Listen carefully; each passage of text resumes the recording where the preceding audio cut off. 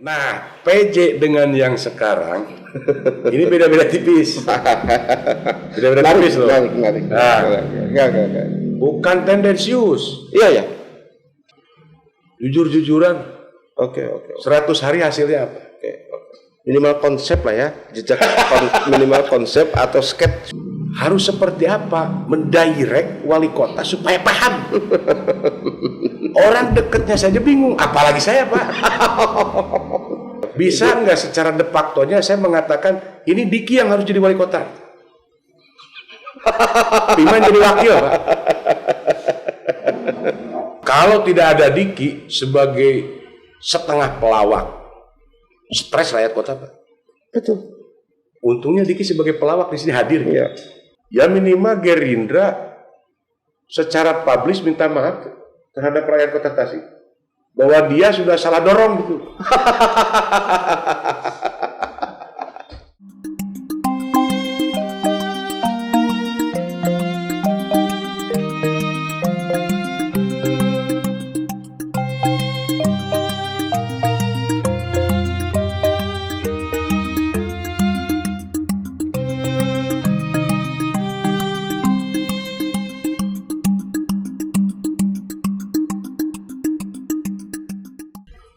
Assalamualaikum warahmatullahi wabarakatuh. Salam sejahtera untuk kita semua. Salam kebajikan, namo buddhaya, rahayu.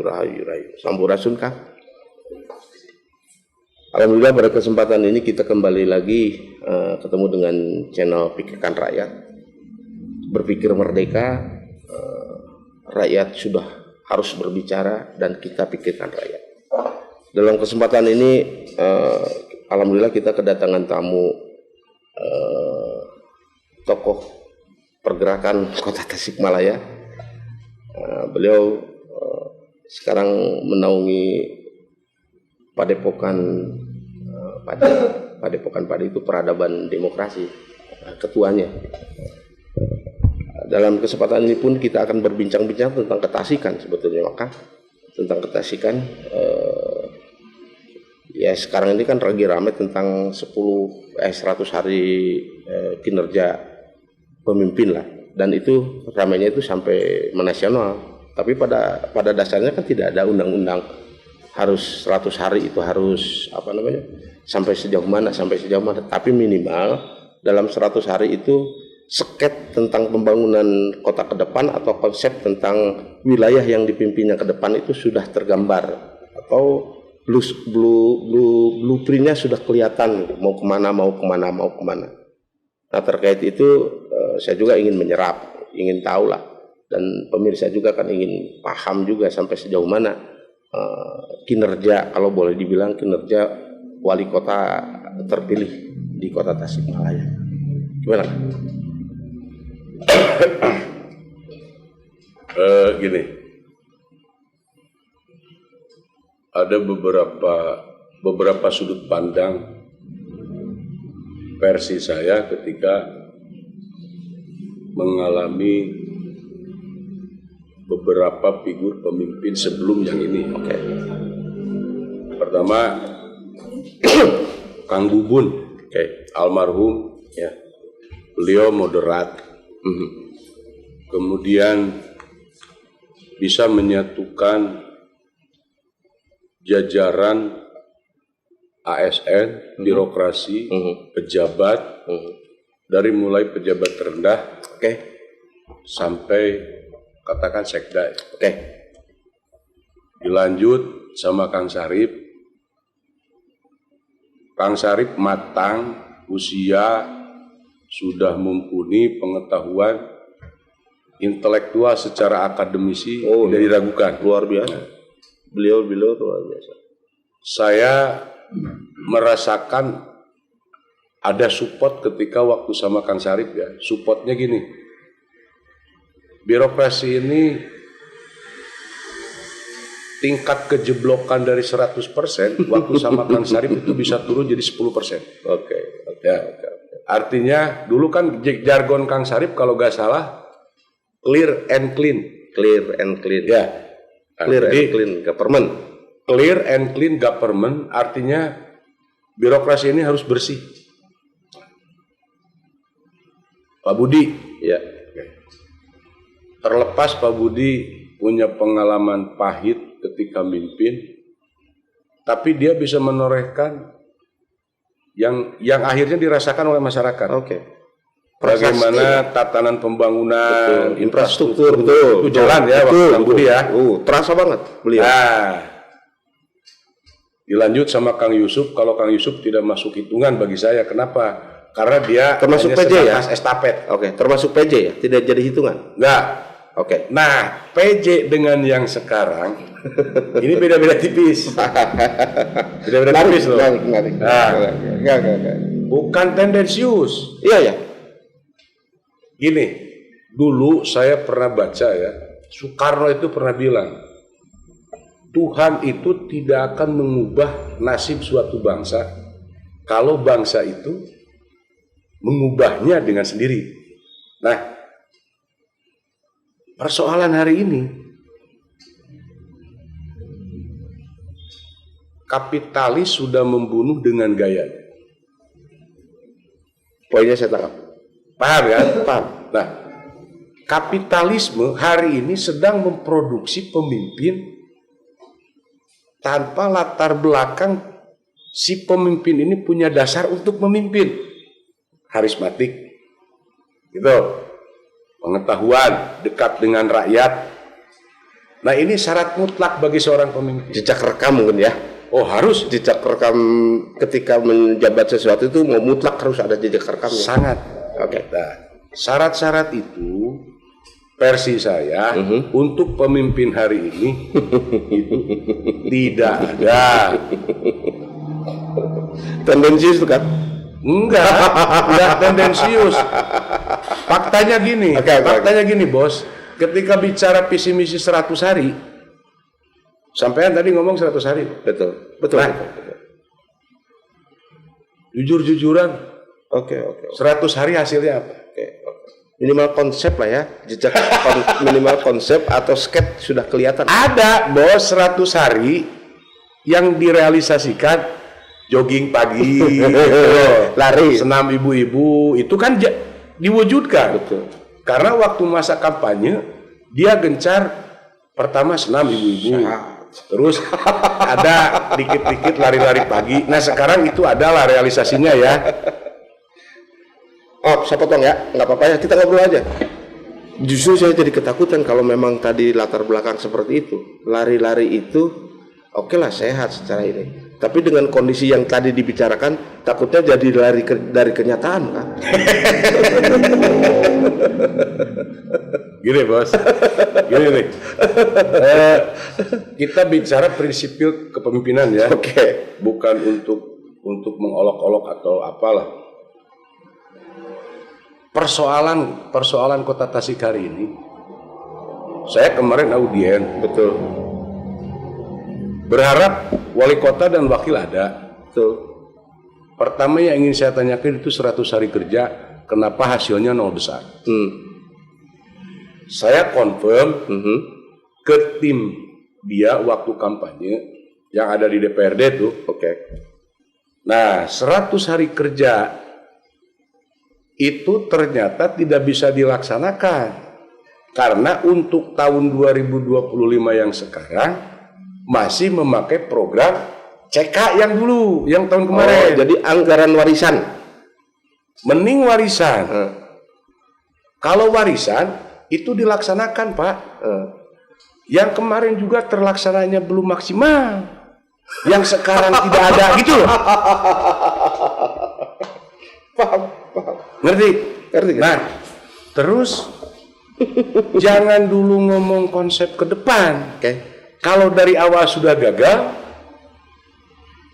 ini sebuah konsekuensi yang harus ditanggung dan juga dipertanggungjawabkan terhadap masyarakat kota Pak. Saya sampai ngomong begini ke Pak Sekda. Pak Sekda, ini wali kota kira-kira Tasik mau dibawa kemana?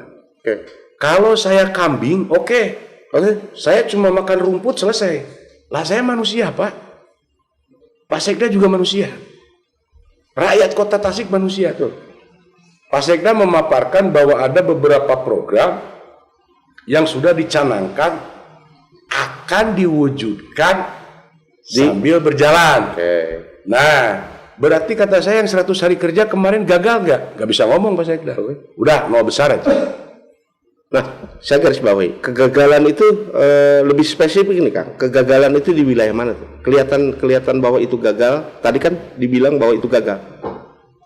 Kegagalan wali kota dalam 10 hari itu di wilayah mana tuh? 100 hari? Ya, 100 hari. Hah? Apa aja tuh kira-kira? Yang Dari sekian banyak program yang dia kampanyekan waktu kemarin, itu nggak ada. Oke. Nggak ada. Saya ngobrol dengan orang-orang dekat dia ya di depan.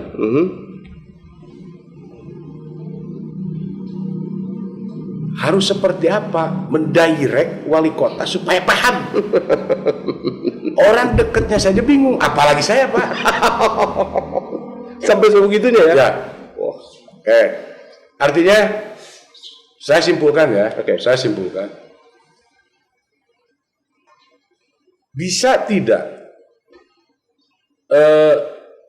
Saya tidak butuh de jure-nya ya.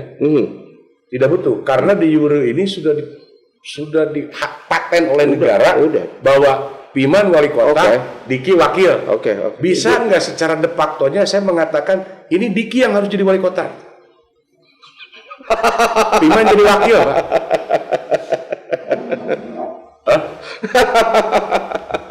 Kenapa demikian Kang? Saya rakyat tuh. Kenapa demikian Kang? Kalau de jure itu sudah tidak bisa diganggu-gugat. Tapi tiba-tiba gejolak-gejolak itu menginginkan bahwa Pak Wali Kota itu jadi wali kota dan wali kota itu jadi wakil, itu juga agak paradok juga kan. Artinya agak anomali juga kalau memang seperti itu. Tapi kenyataan kan begitu. Kenapa itu? Kan gini bos. Sampai beberapa kali yang aksi itu kan diterima oleh wakil. Ya, kemudian ada keluh kesah dari arus bawah diterima juga oleh wakil. Nah, peran wali kota di sini mau apa? Kalau hanya memposisikan diri sebagai elitis, ya mending mundur. Yang saya harapkan kemarin waktu audiensi di Pemkot itu gini. Saya melihat secara psikologi Sekda ini capek. Sekda eselon 2 yang lainnya itu lelah. Kenapa? Bisa dibayangkan gini Pak, profesor, doktor, insinyur, doktorandes, SH dan lain-lain gelar, mereka ini matang semua. Oh iya, di Gojolok kan berpuluh-puluh tahun di birokrasi. Ini wali kota kerjanya lari pagi ya, ini harus ikut lari pagi gitu.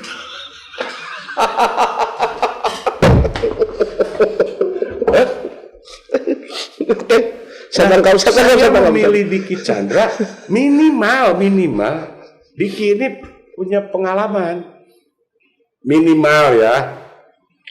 Apapun persoalan Diki waktu itu kita tidak tahu ya. Tapi minimal kota Tasik ini bisa tertolong lah. Diki dari sisi usia cukup matang, pengalaman ada, terus dia murah senyum.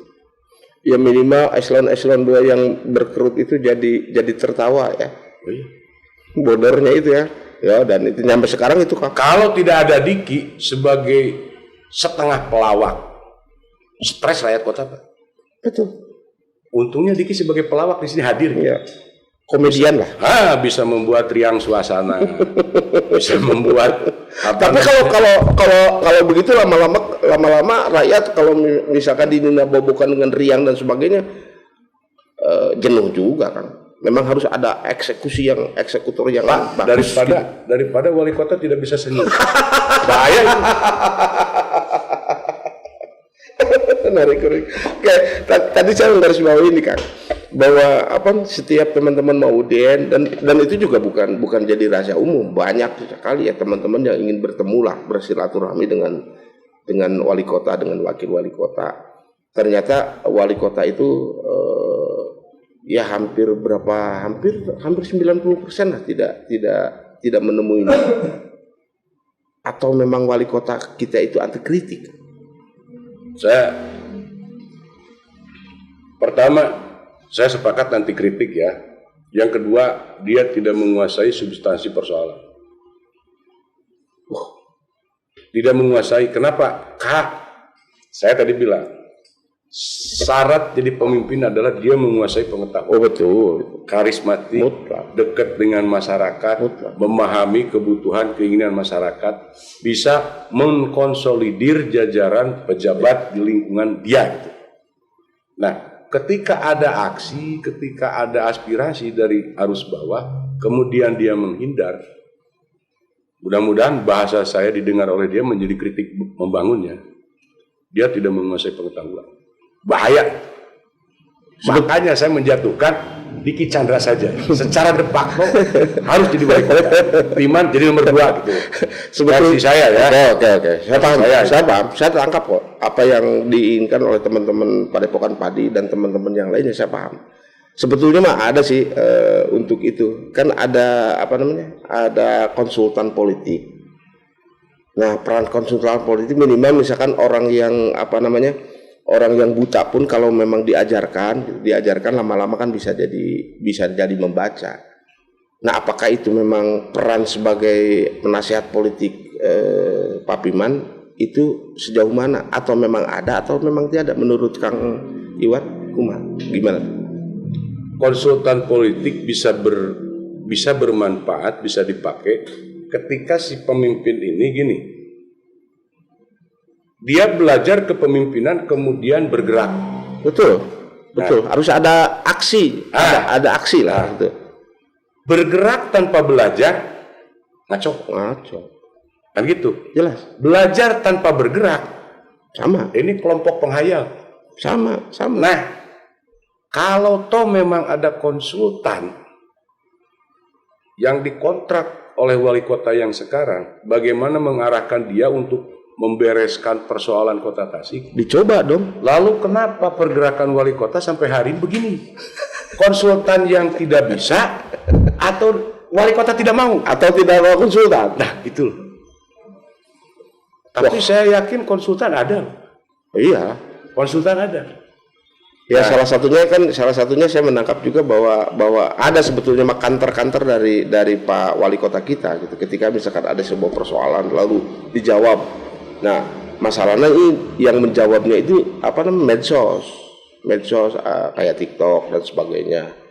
Mending misalkan kalau benar, kalau memang salah itu bahaya, dan itu juga kejadian kan. Tiba-tiba ada sesuatu hal yang fatal kalau menurut saya. Jadi wali kota harusnya bagaimana tuh Kang? Kalau memang seperti itu. Nah, karena memang secara yuridis kita sudah tidak bisa apa-apa lagi. Iya. Bahwa Piman Anda mantan dosen loh, atau sekarang masih jadi dosen?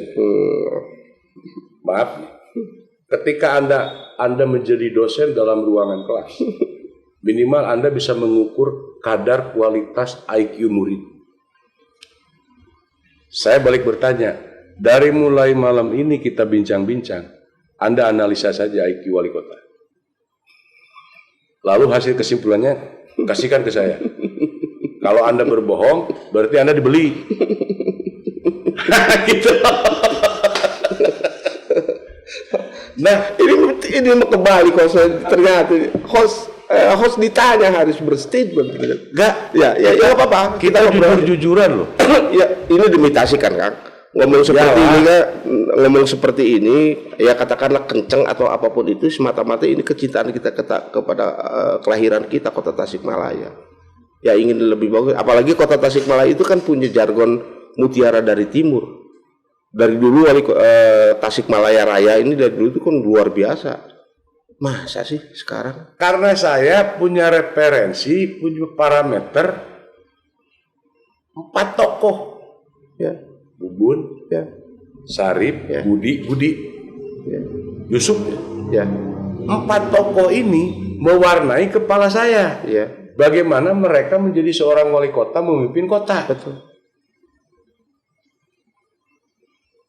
100:2 juga, yang 2 ini terlalu besar. Iya bos. Kemarin saya diskusi dengan Sekda gini, Kang Iwan, pemaparan tentang program Pak Wali Kota itu begini, anggarannya begini, dari pusat sekian, APBD provinsi sekian, APBD Kota Tasik sekian, saya potong. Anggaran negara, APBN Jakarta, Provinsi, dan Kota Tasik ini sudah jadi kewajiban. Ya. Tukang beca jadi wali kota, duitnya sudah ada, bisa membangun. Betul. Maksud saya, ada tidak inisiatif non budgeter dia bisa kerja. Ulah waka ngomong ke urusan materi. Minimal kemarin saya bahas. Ya. Kepekaan sosial seorang wali kota ketika ada orang sakit naik cator wadah sampah, diantar ke rumah sakit terenyuh nggak? Oh iya. Satu, yang kecil-kecil aja. Betul. Kota Tasik rating kemiskinan naik, dia punya gagasan brilian nggak untuk mengentaskan kemiskinan? Dua, bagaimana kesehatan rakyat Kota Tasik ini dimaksimalkan, diminimalkan anggaran biaya, dimaksimalkan pelayanan. Ada nggak seperti itu? Nggak ada. Tapi dari visi misi beliau, saya bilang ke Pak Sekda, ada satu. Dia sudah bergerak. Apa? Lari pagi itu. Ini mendekati kesehatan. Kalau lari paginya benar, mengajak warga sehat. Ya, betul juga, lari pagi supaya sehat badan. betul. Tidak salah itu. Betul, tidak salah. Ini, Kang, mau ngobrol konsep yang mana? Ya maksudnya tadi konsep-konsep misalkan bagaimana caranya pengetasan, kan belum ada katanya. Terus bagaimana caranya menanggulangi ini, terus bagaimana menanggulangi ini, minimal blueprint dulu gitu. Ternyata tidak ada ya. Tidak ada action ya. Nggak ada. Tapi saya juga agak ini kan, agak sedikit ini ya kita ngobrol aja ini mah. Agak sedikit menolak bahwa Pak Piman itu dikatakan tadi memang tidak tahu apa-apa. Padahal kan latar belakang beliau itu saya yakin, keyakinan saya bahwa beliau itu tentang pendistribusian dana APBD dan sebagainya dia paham. Karena dia pernah diam di legislatif 2 periode. Masa sih yang gitu-gitu dia tidak mengerti, misalkan aliran ini dana ini secara penggelondoran APBD saya yakin paham. Tapi yang jadi pertanyaan besar itu sama sebetulnya yang tadi itu. Apakah memang paham benar atau memang tadi itu belum sawawa? Gini, saya pernah ngobrol bahwa kenapa Piman Al-Fariji ini dipaksa untuk jadi wali kota. Kalaupun toh memang nasib dan takdir secara hakiki Tuhan yang mengatur, tetapi ada sisi-sisi rasional harus disesuaikan dengan fakta. Betul. Pertama, pengetahuan tadi ya. Betul. Nah, saya di Dewan waktu itu ada ibunya juga ada ya, Bu Epi ada. Betul. Piman ini prematur. Prematur yang belum pas lahir. Menarik. Kalau dari sisi kehamilan, normalnya 9 bulan. Nah ini 6 bulan sudah dipaksa keluar. Artinya kalau 6 bulan dipaksa keluar, prematur, ini ada hal-hal yang memang harus dijaga supaya tidak sakit. Kalau gambaran saya seperti itu wajar. Ketika Piman Al-Fariji menjadi wali kota, dia bersikap atau bergerak sebagai pemimpin apa yang kita rasakan hari ini.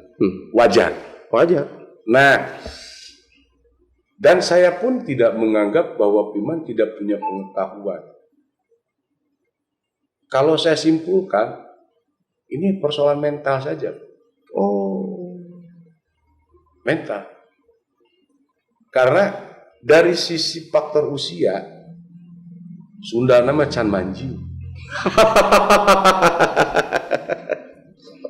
Tapi guys dipaksakan. Kan gitu. Nah, yang namanya orang dipaksa Mau mundur sudah duduk tanggung, mau maju bingung. Nah, tinggal ini tanggung jawab orang sekelilingnya saja. Nah itu maksud saya seperti itu. Kalau tadi saya simpulkan itu sebagai pembisik atau sebagai konsultan, ininya sebetulnya yang bagaimana caranya si objek ini menjadi dewasa. Salah satunya kan harus belajar ini. Nah itu ada apa enggak gitu? Kalau Ada. Tapi si konsultan juga sering ngobrol ke saya, bingung. Beberapa kali saya ngasih masukan, gayanya masih tetap seperti ini. Lah terus saya harus memakai cara dan pola apa lagi? Tadi malam loh diskusi dengan saya. Legislatif ya. Nah, maaf saya potong. Kalau kita membandingkan Pak Piman dengan Pak KDM kan tidak apple to apple ya. Taruhlah yang memang satu step itu antara Pak Piman dengan misalkan dengan Bupati Pangandaran perempuan. Nah, udah kelihatan kan Bupati Pangandaran actionnya, atau Bupati Purwakarta aja misalkan. Itu kan sudah kelihatan segala macam. Ini ada suasana kebatinan apa sih kira-kira nih? Terawang aja nih, ya, anggap saja kita sebagai paranormal nih untuk menerawang kebatinan Pak Piman dengan kondisi yang seperti itu. Yang kira-kira apa tuh Kang? Kenapa misalkan Pak Piman tidak bisa seperti itu? Suasana kebatinannya apa? Kira-kira gitu. Ya ini juga supaya ya mudah-mudahan ini juga didengarkan atau dilihat sama teman-teman netizen, dan itu juga teman-teman netizen paham juga gitu dengan sikap-sikap Pak Piman seperti ini. Tapi kan ini jangan sampai berlarut-larut gitu maksudnya kan. Gini, untuk mengisi kalau bicara mentalitas ya ruang kebatinan. Kita memodifikasi bahasa kebatinan dengan mentalitas saja. Ya oke. Psikologi ya. Nah, saya sarankan beginilah. Akan lebih sempurna, lebih elok, lebih bijaksana. Wali kota ini sering diskusi dengan para tokoh mantan wali kota. Oh menarik. Dan saya juga sarankan kru podcast di sini undang Pak Sarip. Mau undang Haji Budi. Udah. Undang Kang Ipang. Udah. Dan insya Allah beliau sudah konfirmasi mau katanya. Nah, saya kemarin kontak-kontakan ya sebelum audiensi dengan salah satu tokoh. Kebetulan dia itu pernah bareng sekitar tahun 2000-an aksi ke Jakarta dengan saya memisahkan kota kabupaten. Oke. Dulu ya. Nah, kalau di dinas ada Pak Imi. Ya. Beliau mau. Nah, udah mau beliau.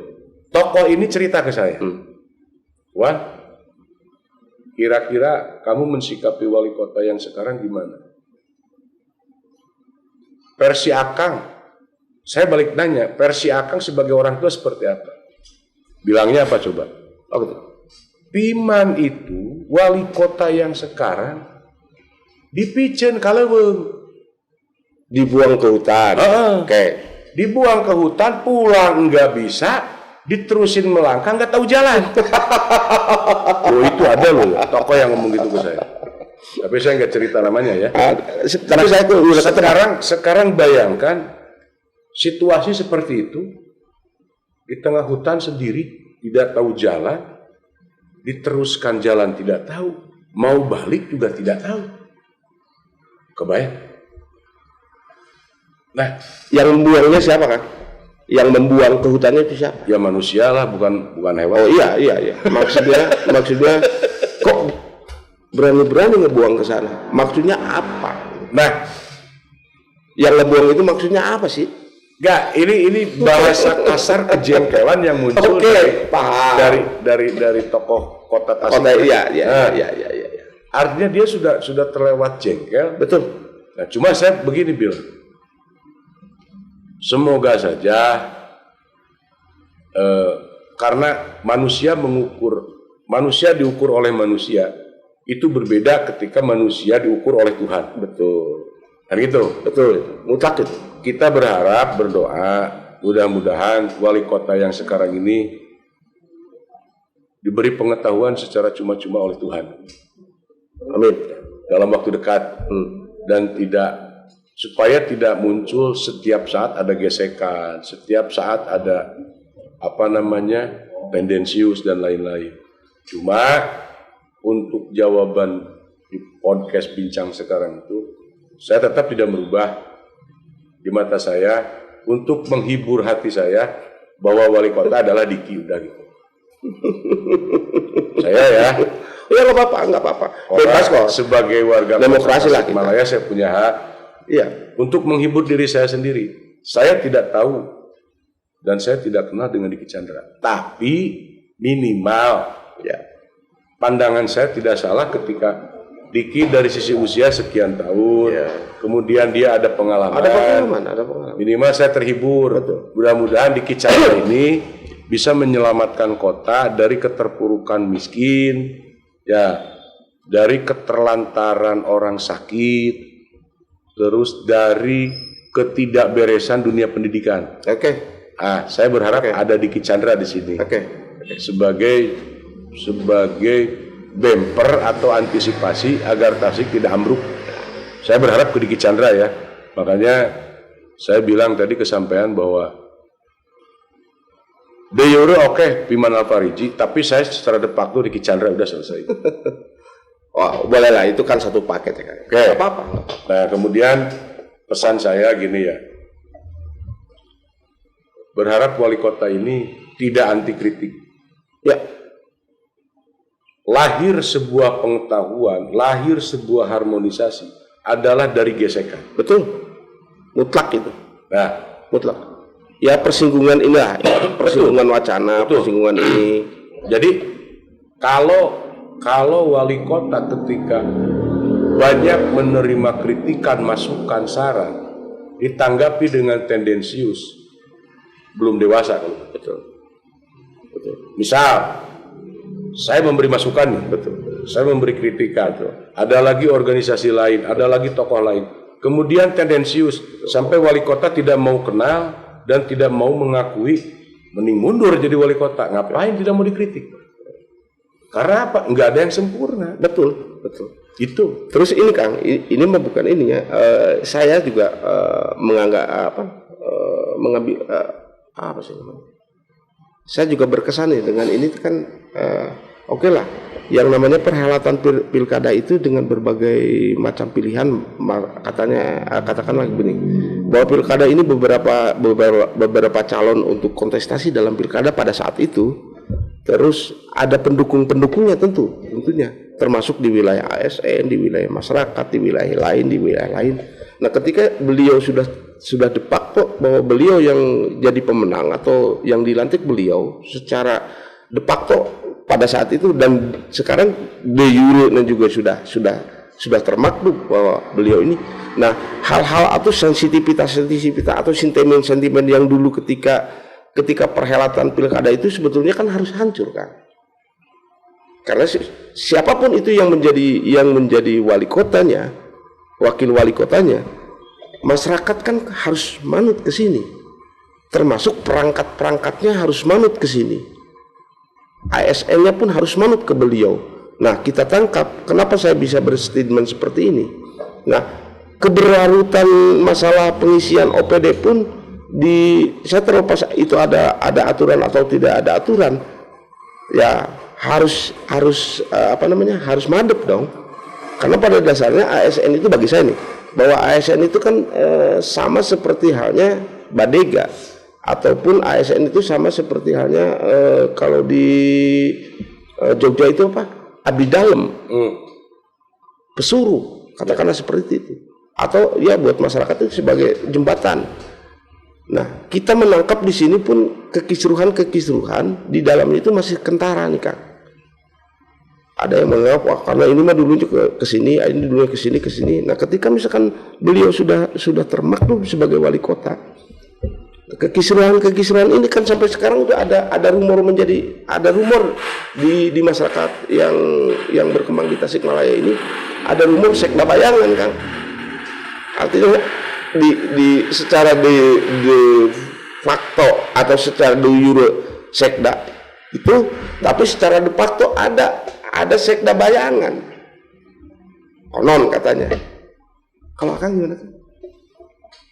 Kalau saya jawab dulu masalah sekda bayangan. Kalau hanya sebatas sekda bayangan nggak jadi masalah. Yang tidak boleh ada itu wali kota bayangan.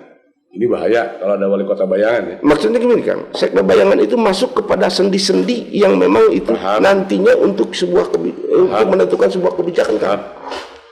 Gini,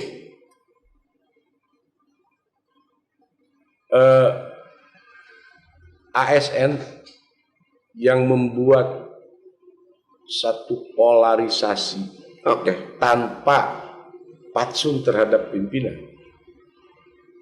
Saya berpendapat dia sudah nyaman.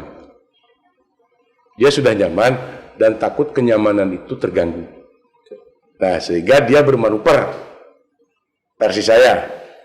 Lalu kemudian yang saya tadi katakan bahwa ASN sekarang ini sudah kenyang dipimpin oleh wali kota terdahulu. Dari sisi pengetahuan bertambah. Kemudian mereka juga menyerap pengetahuan dari wali kota. Bagaimana cara membangun komunikasi yang baik. Wali kota terdahulu otomatis mewarisi ke mereka. Kan gitu. Nah, untuk urusan masalah tidak ada harmonisasi antara ASN eselon. Ini opini ya. Opini. Eselon 2. Praduga tak masalah. Ini saya tadi bilang mau jujur-jujuran gak terhadap hati nurani. Nah, saya melihat ada kejujuran tapi tidak berani disampaikan sehingga dia hanya bersikap saja.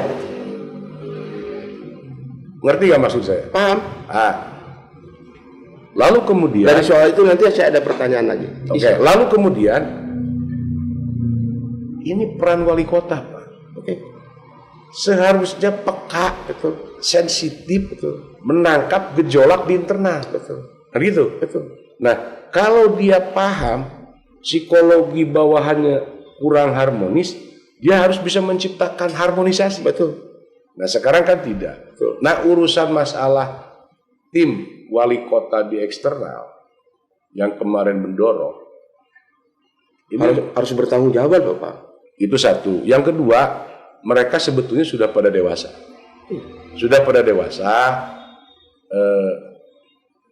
Ada beberapa yang datang ke saya ngajak ngopi, diskusi. Ini tim Piman ya, tim wali kota ya.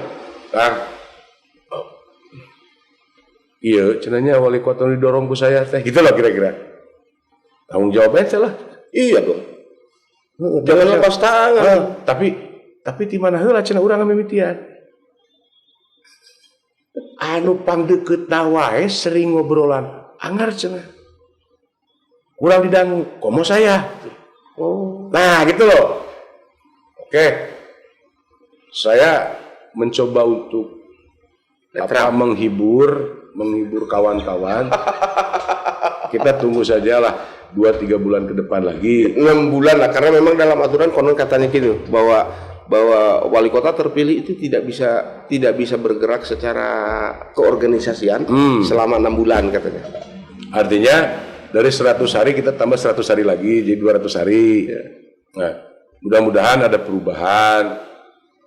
Dan kawan-kawan juga sangat dewasa ketika menyikapi wali kota. Orang yang paling dekat itu hari ini jauh di luar. Jauh di luar. Padahal tenaga, pikiran, keringat dia saya tahu persis. Tapi seolah-olah dia di depan. Ini yang paling dekat disingkirkan. Ya. Artinya di sini ada kompetisi secara tersembunyi bagaimana mempengaruhi wali kota, tapi teorinya tidak sehat, tidak sportif. Atau saya jadi curiga bahwa di intern wali kota pun itu tidak solid ini. Sangat tidak solid. Sangat tidak solid. Pantas. Sangat tidak solid. Sangat tidak solid. Saya pernah ngobrol ke ibunya, Bu Epi. Oke. Bu, sesungguhnya yang punya tanggung jawab besar di Kota Tasik adalah bukan Pima, tapi ibu. Oh iya. Secara genetik Canggih ya? apapun wali kota, ketika tidak beres bisa dijewer sama seorang ibu. Betul. Dan Bu Epi mengakui, saya berat Kang Iwan, dan itu tanggung jawab saya. Oke, begini. Nah, itu menarik, sangat menarik sekali. Sementara kalau saya kan ngelihatnya wilayah konkret ya, Kang. Wilayah konkret yang kita lakukan sekarang di wilayah konkret. Oke, saya sangat percaya sekali bahwa kekuatan ibu itu luar biasa. Tapi di sisi lain, kebijakan yang dipegang oleh masing-masing, katakanlah wali kota sebagai eksekutif, terus ibunya sebagai legislatif, itu kan dua kutub yang berbeda, Kang. Artinya ya kita juga jangan tutup mata ketika eksekutif membuat sebuah apalah gitu ya, sebuah aturan atau apapun, kadang-kadang dari pihak legislatif itu menghantam. Contoh konkret misalkan sekarang yang lagi berkembang ya, yang lagi viral sekarang. Nah, ini pun bukan ketakutan. Ada hal-hal yang lain. Maksudnya tadi kenapa saya menanyakan soal kebatinan itu salah satunya ini. Ketika Piman misalkan wali kota membuat sebuah kebijakan, sementara dari teman-teman legislatif kontra dengan kebijakan itu, nah di situ kan ada suasana kebatinan beliau. Aduh, saya mau nembak ibu misalkan. Tapi konsekuensi bahwa ini wilayah kerja. Tapi kan kita orang ketimuran kan, tadi dibilang. Secanggih apapun ketika berhadapan dengan ibu itu pasti akan turun. Kenapa saya bilang bahwa seperti halnya wali kota ini terpasung, itu maksudnya. Gimana tuh? Kira-kira? Saya berpikir positif saja. Oke. Karena pernah dalam satu waktu diskusi dalam forum audien ya dengan ibunya wali kota Bu Epi. Saya berpikir positif begini, ketika Ibu Epi ada di legislatif, Piman di eksekutif. Ini positif pikiran saya, Bu Epi ini sebagai kontrol, sebagai filter agar Piman tidak kebablasan. Positif saya ya. Positif saya. Kalaupun memang toh ada hal-hal yang kotor terjadi dalam kekuasaan lumrah, tapi ini juga harus siap dengan resikonya. Pelaku-pelaku yang melakukan kekotoran ini harus siap dengan konsekuensi. Betul. Minimal APH. Taruhlah terjadi nepotisme, korupsi. Ya. Ketika seorang ibu wali kota ada di legislatif, wali kota sebagai pemimpin daerah, misal terjadi sebuah kolaborasi kerjasama kemufakatan jahat. Loh, ini ada resiko. Iya. Tapi waktu saya ngobrol dengan Bu Epi, saya percaya dan yakin Bu Epi seorang ibu yang siap mengontrol wali kota sebagai anaknya supaya tidak kebablasan. Saya ngobrol lah. Nah, statement Bu Epi ini saya lagi perhatikan sejauh mana ketegasan seorang ibu yang ada di legislatif mengontrol anaknya sebagai wali kota. Kalau satu saat ini jebol dalam arti perilakunya negatif, resiko, konsekuensinya besar. Marwah keluarga hancur, partai hancur, bandarnya pun hancur. Emang ada bandar kan? Oh, ada lah. Ada. Mayasa Group itu. Mayasari Group. Ya, artinya bahwa bandar itu tidak tercecer satu pintu lah, katakan seperti itu ya. Jadi tidak, sebetulnya Pak Piman itu kalau boleh saya bilang tidak ada tidak ada euh pakeuh dengan yang mengusung itu. Biasanya kan gitulah. Ya. Wali kota itu diusungnya oleh pengusaha misalkan. Berarti tidak ada janji-janji ini terhadap ini. Tapi ada tadi dibilang bahwa pengusaha di belakangnya adalah Mayasari. Itu clear kan? Clear lah. Oke. Terus kan gini, kemarin itu kan ada 4 kandidat. Ya, Betul. 5 kan? 5 ya, 5 kandidat. Dari 5 kandidat ini, mereka ini punya bandar. Bandar di sini adalah istilah donatur. Betul. Ya kan, penyokong dana. Betul. Cuma ada klasifikasi. Betul. Ada bandar big boss, middle boss, paling bawah. Nah, otomatis bandar yang paling besar sebagai pemenang. Betul.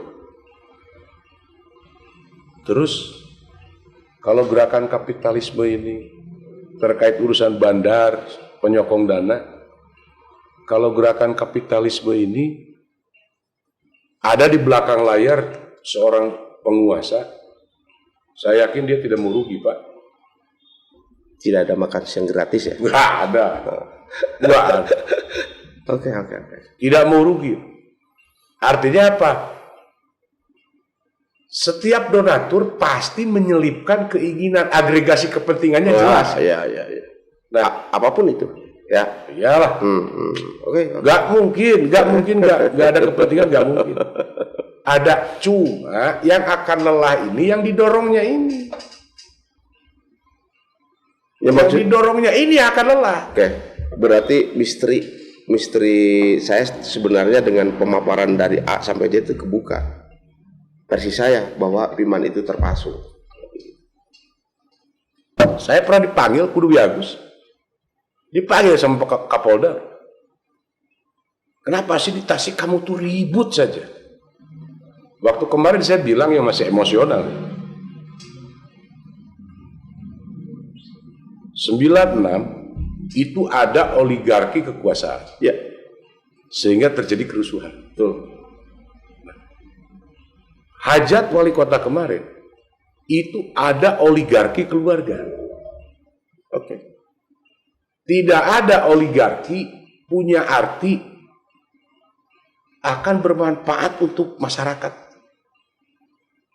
Oligarki ini adalah kepentingan yang bisa membunuh sebagian warga. Kan gitu. Nah, saya paparkan ke Kapolda. Begini kan kondisi Tasik. Minimal ada 1 orang yang melawan. Ya. Oke, yang lain selesai, tapi saya tidak. Bukan ingin menggagalkan pilkada. Tapi di Tasik minimal masih ada darah-darah meskipun minoritas yang berani melawan kekuatan oligarki. Nah, ketika saya terangkan ke beliau, baru dia paham. Bisa nggak kondusivitas? Ya sudah. Kenapa? Pemenang sudah ada. Tinggal nunggu dilantik. Saya aksi tidak akan terus-menerus. Ini hanya sebuah pertunjukan bahwa saya masih punya identitas. Idealisme lah ya. Gitu. Nah, tapi setelah teriak, ya sudah selesai. Yang tadi Pak, kembali. Ini yang repot, yang didorongnya. Mending kalau hutang jasa. Begitu. Kalau hutang program. Iya. Terus programnya tidak disampaikan. Iya. Ini pikiran kotor saya. Iya. Pertanian tidak akan jalan Pak di Kota Tasik. Iya. Saya sering ngomong ke Kadis Pertanian, ke almarhum Pak Adang. Ulah loba-loba teuing nyieun program. Da mau bisa melak pare di Kota Tasik mah. Melak pare na aspal. Lahan sawah Pak. Semua habis sama perumahan. Nah, perumahan menghabiskan lahan, pabrik menghabiskan lahan. Lalu apa pertanian yang akan dijalankan di Kota Tasik?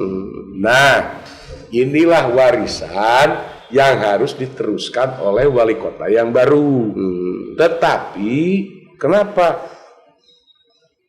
Saya berharap kemarin menerima dengan legowo bahwa mudah-mudahan wali kota ini matang dengan pengetahuan, siap dengan mental gitu, menghadapi warisan-warisan yang masih harus diselesaikan karena belum beres, Pak. Artinya melanjutkan program terdahulu yang memang itu bagus, kenapa tidak dilanjutkan lagi? Jangan sampai membuat program yang memang ambigu gitu ya. Tapi faktanya kan seperti itu. Iya, makanya gitu, makanya. Saya khawatir. Anu dulu tuh dilanjutkan, anu arek acan wae kan gitu. Makanya saya tadi katakan saya ini sedang menghibur diri sambil menunggu wali kota ini actionnya mau seperti apa. Menghibur diri bahwa Kota Tasik punya Diki Chandra sudah selesai. Bukan berarti saya tidak menganggap ada wali kota. Tapi saya akan hormat ketika wali kota satu saja dalam 1 tahun ini ada prestasi yang dia bangun untuk Kota Tasik. Tuh. Sambil menunggu prestasi wali kota, saya akan menggandeng Diki Chandra untuk menjadi wali kota versi saya. Gitu. Kalau misalkan wali kota yang asli, Wali kota honorer. bisa gawe ya orang mengaku deui mana teh wali kota. Wali kota honorer atau wali kota kontrak ya? Wali kota kontrak ya atau honorer ya? Ya iyalah, tadi wakil wali kota tiba-tiba jadi wali kota kan honorer atau kontrak. Ya ini canda saja. Kesimpulan nih Kang, berarti Tasik itu tidak baik-baik saja. Kota Tasik itu tidak baik-baik saja. Sangat tidak baik-baik saja. Sangat tidak baik-baik saja. Nah, posisi masyarakat harus seperti apa kalau menghadapi Kota Tasik yang tidak baik-baik saja sekarang? Karena kan apapun alasannya beliau itu ya harus bertanggung jawab sepenuhnya terhadap yang memilihnya, artinya rakyat. Terlepas memilih siapa, tapi ketika sudah didaulat itu kan rakyat beliau. Kebatinan rakyat. Saya berharap gini. Rakyat nih Kak, rakyat dulu Kak. Ya, bagaimana rakyat ini tersentuh dengan kebijakan-kebijakan penguasa Pemkot dari sisi pendidikan, kesehatan. Yang harus mengambil peran hari ini adalah Sekda dan Wakil Wali Kota.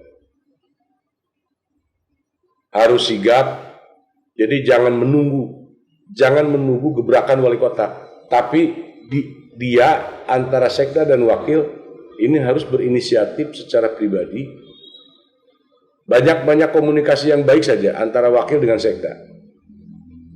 Ini keresahan masyarakat miskin kota bisa tercover, bisa teratasi minimal dari sisi kesehatan.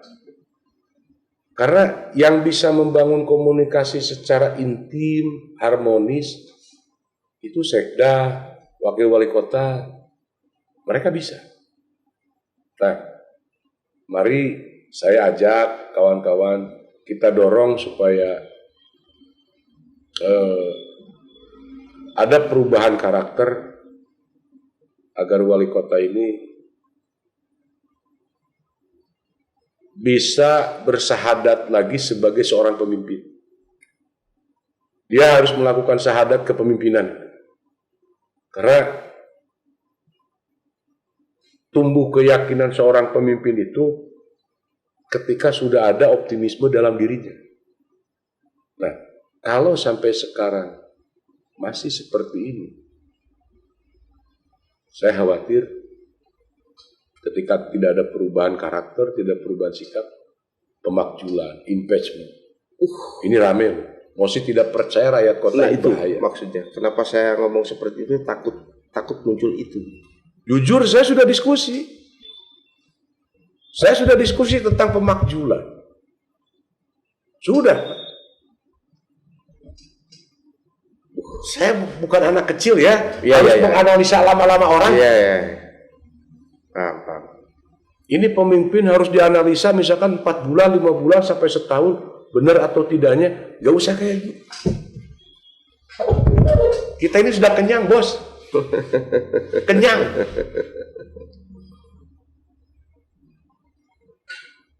Tikus yang berlabel kelurahan, kecamatan, sampai wali kota, saya tahu Pak. polarisasi watak, bagaimana mereka nyolong, ngutil, paham. Jadi tidak usah lama-lama, sampean juga sama. Menyimpulkan karakter orang, oh ini gak beres, ini setengah mateng, ini asa kapoe, gitu kan. Ya kita sama-sama paham lah. Nah, sehingga saya jauh-jauh ya. Saya sering diskusi dengan Kang Andi Warsandi loh. Ya. Nah, Kang Andi. Harus dia salah seorang yang tanggung jawab mengusung Piman ya. luar biasa. Kan? Luar biasa. Cerdas, bilang. Cerdas, Andi Warsadi cerdas. Cuma kecerdasan Andi Warsadi belum nyampe ke Piman. Serius. Tanya dia. Oke. Gitu ya. Jadi kita sebagai warga kota berharaplah semoga Tuhan memberi jalan agar wali kota ini tambah cerdas. Amin. Agar wali kota ini tambah peka terhadap semua konflik masalah yang ada di kota. Terutama yang sekarang di depan mata. Saya waktu ada agak sedikit flashback ke belakang ya. Waktu Cimulu. Oke. Saya teriak ya. Oke. 4 tahun ke belakang. Oke. Itu Cimulu, hati-hati kota Tasik ini Oke.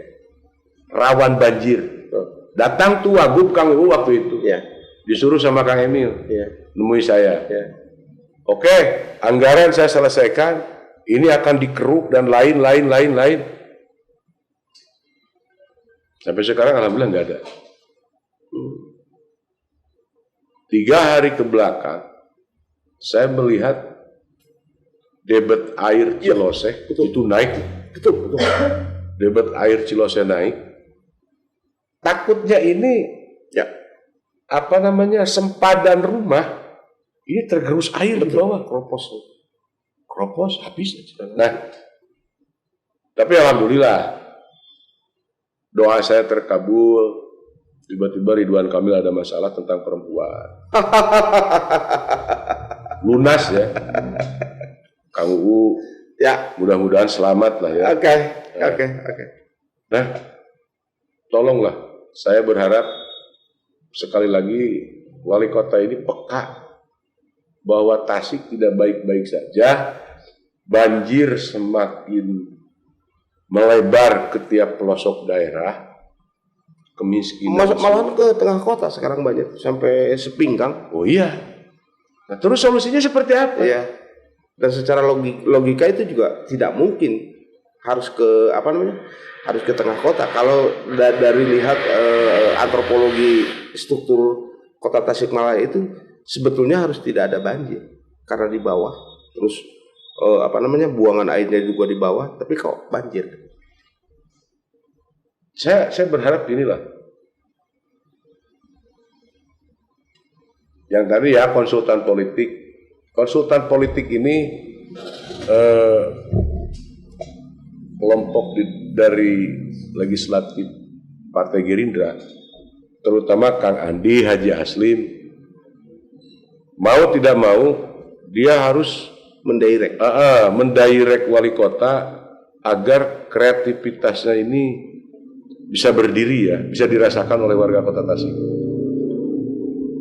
Jadi jangan melihat ada perbedaan lembaga antara legislatif eksekutif, tapi Gayung bersambut ya. Gerindra yang 10 anggota dewan di kota Tasik ini punya tanggung jawab moral, Betul. mendorong Piman Alpariji menjadi wali kota. Betul. Punya tanggung jawab moral. Betul. Kalau sekiranya masih tetap seperti ini kinerja wali kota, ya minimal Gerindra secara publis minta maaf terhadap rakyat kota Tasik bahwa dia sudah salah dorong gitu.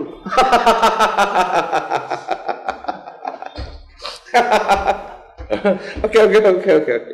2025 ini harusnya kota Tasik punya pemimpin dari BMW, Ya. tiba-tiba jadi Fiat itu, kan bahaya. Ya. Itu Kang Pahat ya. Atau mobil yang sasisnya itu BMW tapi mesinnya back to Oke. Sebetulnya kita gini ya. Ngobrol aja. Kalau dulu kita sering diskusi dengan kawan-kawan. Ya. Kak Iwan, gimana pendapat Kak Iwan tentang Haji Budi? Di luar hal-hal yang minus, Ya. saya selalu mengakui bahwa Kang Budi ada beberapa sisi positif. Betul. Kang Iwan, Pak Sarip gimana? Selalu gitu loh beriringan. Plus minus. Nah ini belum ada plusnya. Minusnya mah banyak gitu. Baik. Lain waktu kita ngobrol lagi tentang hal-hal yang lain. Tentu saja tentang ke kota Tasikmalaya, karena memang kita sangat cinta sekali terhadap lemah cai yang kita diami sekarang ini. Pemirsa, obrolan menarik ini memang karena kalau tidak dibatasi dengan waktu mungkin tidak akan tuntas sampai berjam-jam. Tapi karena kita dibatasi waktu, kita ketemu lagi di obrolan yang selanjutnya, dan nanti Kang Iwan juga akan kita undang lagi untuk ngobrol di sini, karena beliau ini salah satunya penyaksi tentang berdirinya kota Tasikmalaya sebelum menjadi kota. Salah satunya juga banyaklah selain teman-teman, dan kita juga sempat mengundang tokoh-tokoh yang itu, dan alhamdulillah ada yang konfirmasi mau minggu depan dan sebagainya. Mereka menyempatkan kesibukannya juga untuk ya semata-mata podcast ini untuk kota Tasikmalaya. Terlepas itu nanti penilaiannya seperti apa, karena yang kita omongkan itu ya memang realitas konkret di lapangan. Realitas konkret. Kemudian saya ada pesan sedikit sebelum ditutup ya. Saya sarankan, saya ada harapan yang muncul dari keyakinan bahwa wali kota ini masih menyembunyikan pengetahuan, ya, masih menyembunyikan keistimewaannya gitu ya. Ya. Saya selalu berharap ada itu. Lalu kemudian perbanyak diskusi dengan para tokoh pendiri Tasik, para tokoh yang sering dan pernah membangun kota Tasik. Jangan nanti kritik. Bagaimana solusi agar kota Tasik ini keluar dari himpitan persoalan. Dan saya yakin Piman Alpariji ini besok atau lusa dia akan berubah. Amin. Ya, akan berubah karena saya selalu berkomunikasi dengan para pengusung Piman, salah satunya legislatif yang ada di Kota Tasik dari Partai Gerindra. Itu saya sering diskusi, sharing. Ya kita dorong lah, sebetulnya Piman ini kita dorong supaya lamun cekolot supaya lebih calakan, lebih wanter, kesit. Jadi lamun dina budak letik mah itu kena lengkah halu. Meus labuh, main ulah kapok lempang gitu. Lagi lucu-lucunya. Wali kota lagi lucu-lucunya. Tapi mudah-mudahan dari kelucuan ini muncul prestasi yang bagus ya. Oke Kang Fuad ya. Terima kasih. Tasik kota ini ada keberkahan dari Tuhan, dan wali kota ini selalu sehat, lahir batin, panjang umur ya. Ya. Amin. Mudah-mudahan. Ya, dan julukan kota Tasik sebagai mutiara dari Priangan itu betul-betul mutiara ya. Oh ya, amin. Ya begitulah bincang-bincang kita tentang ketasikan. Mudah-mudahan Tasik menjadi lebih baik. Seperti halnya jargon Tasik maju. Seperti halnya jargon Jawa Barat Tasik istimewa. Jawa Barat tidak akan istimewa kalau Tasik tidak istimewa. Tasik tidak istimewa kalau kelurahan Tasik tidak istimewa. Kelurahan Tasik tidak istimewa kalau RT-nya juga tidak istimewa. Sampai di sini, sampai jumpa lagi di episode yang selanjutnya. Assalamualaikum warahmatullahi wabarakatuh. Waalaikumsalam.